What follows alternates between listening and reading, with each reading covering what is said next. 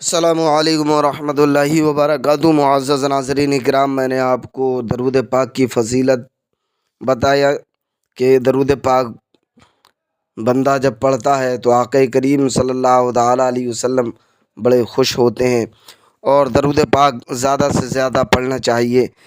کیا فضیلتیں ہیں، ساری چیزیں میں نے آپ کو بتا دیں۔ اب آئیے گا، میں آپ کو روزے کا بیان سناتا ہوں، رمضان المبارک کے روزے کی فضیلت۔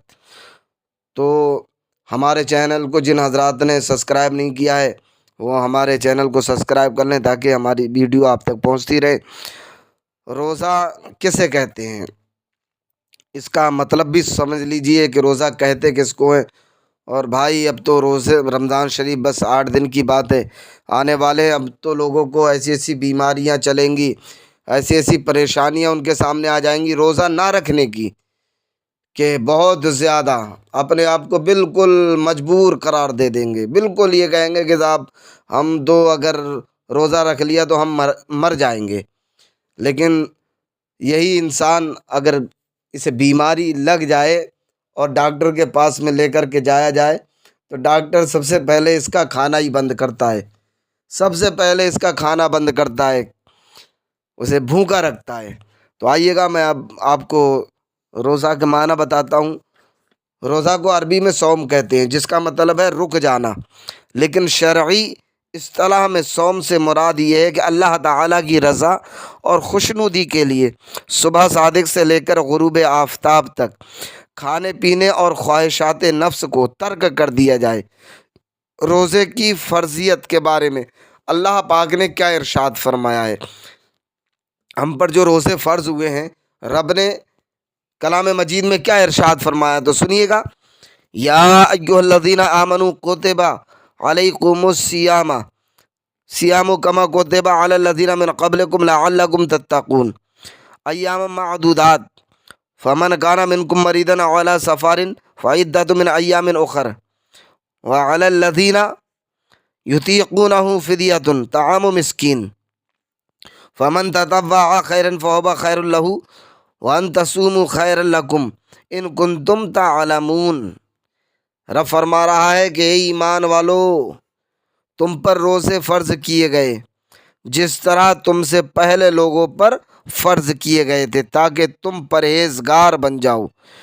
وہ روزے گنتی کے دن ہیں، تم میں جو کوئی بیمار ہو یا سفر میں ہو وہ روزے اور دنوں میں، یعنی وہ روزے جو ہے اور دنوں میں رکھ کر تعداد پوری کرے، اور جنہیں روزہ رکھنے کی بالکل طاقت ہی نہ ہو تو وہ روزہ کے بدلے میں ایک مسکین کو کھانا کھلائیں، اور جو اپنی طرف سے زیادہ نیکی کرے تو یہ اس کے لیے بہتر ہے، اور روزہ رکھنا تمہارے لیے بہتر ہے اگر تم جانتے ہو۔ یعنی اللہ پاک نے فرما دیا کہ اگر تم سفر میں ہو یا زیادہ بیمار ہو تو پھر تم روزے مت رکھو، پھر بات کو رکھ لینا، ٹھیک ہے۔ اور جو بیماری نہیں کہ بہانہ کر دیتے ہیں کہ ہمیں چھینک آ گئی، کہ ہمیں زکام ہو گیا، تو اس طرح جو بہانے باز لوگ ہیں، جیسے ہی رمضان المبارک آتا ہے، یہ پاک مہینہ آتا ہے، تو فوراً ہی وہ ایک سے ایک نئی بیماری اپنی گنا دیتے ہیں۔ یہ جھوٹ بول کر کے روزہ چھوڑنا، کہیں ایسا نہ ہو کہ تمہیں سچ میں بیماری لگ جائے اور تم پڑ جاؤ کھٹیا پر۔ تو اس لیے روزہ جب دبا آپ کو کھانا ہے، مان لیجیے تکلیف بھی ہے آپ کو، اور اتنی تکلیف نہیں ہے جو صاحب نقصان ہو جائے گا، تو دبا آپ سحری میں کھا لو، ایک خوراک جو ہے وہ افطار کے بعد کھا لو، ایک جو ہے وہ 10 بجے کھا لو، پھر اس کے بعد میں سحری میں اٹھو، سحری کھاؤ آرام سے، اس کے بعد دوا کھا لو، تینوں خوراک آپ کی پوری ہو جا رہی ہیں۔ مگر بہانہ کیا ہے کہ روزہ نہیں رکھنا ہے، بس روزہ نہ رکھنا پڑ جائے۔ اب آئیے گا، میں آپ کو رسول کائنات صلی اللہ تعالیٰ علیہ وسلم کی حدیث مبارکہ سناتا ہوں کہ نبی پاک صلی اللہ تعالیٰ علیہ وسلم نے روزوں کی فضیلت کیا بیان فرمائی ہے۔ منہ کی بو کستوری سے بڑھ کر، حضرت ابو ہریرہ رضی اللہ تعالیٰ عنہ سے روایت ہے کہ رسول اللہ صلی اللہ تعالیٰ علیہ وسلم نے ارشاد فرمایا کہ آدمی کے ہر نیک عمل کا ثواب 10 گنا سے بڑھا کر 700 گنا تک پہنچا دیا جاتا ہے۔ یعنی 700 گنا تک دیا جاتا ہے اس کو سوائے روزہ کے۔ لیکن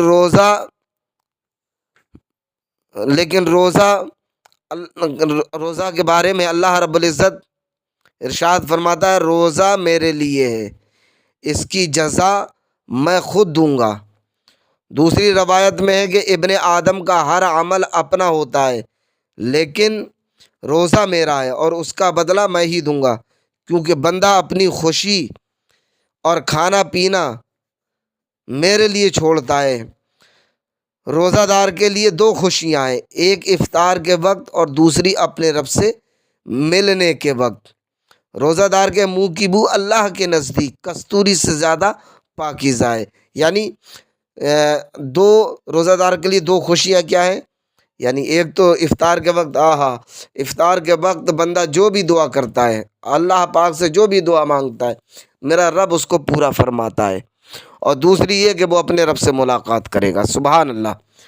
اور روزہ دار کے منہ کی بو جو ہے وہ اللہ رب العزت کے نزدیک کستوری سے زیادہ خوشبودار ہوتی ہے، کستوری سے زیادہ۔